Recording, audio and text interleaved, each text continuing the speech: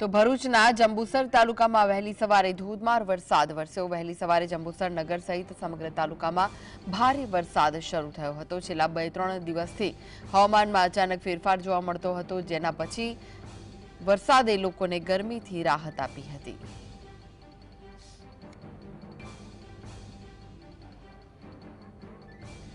તો ધોધમાર વરસાદ વરસ્યો હતો। જંબુસર નગર સહિત સમગ્ર તાલુકામાં ભારે વરસાદ શરૂ થયો હતો।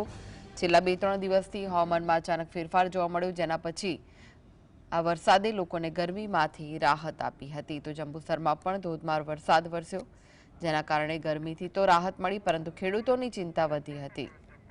તો આ વિશે જ વધુ માહિતી માટે જોડાઈ ગયા છે સંવાદદાતા જપન। જંબુસરમાં ધોધમાર વરસાદ વરસ્યો હતો, શું વિગતો છે? જે સમગ્ર બાબત એ છે કે કેટલાય દિવસથી છેલ્લા 3-4 દિવસથી અહીંયા ગરમીનો માહોલ જોવાઈ રહ્યો હતો। એક જાતનો વાતાવરણમાં ઉકળાટનો માહોલ હતો, ત્યારે આજરોજ વહેલી સવારે 5 વાગ્યાથી ધોધમાર વરસાદ વરસ્યો છે।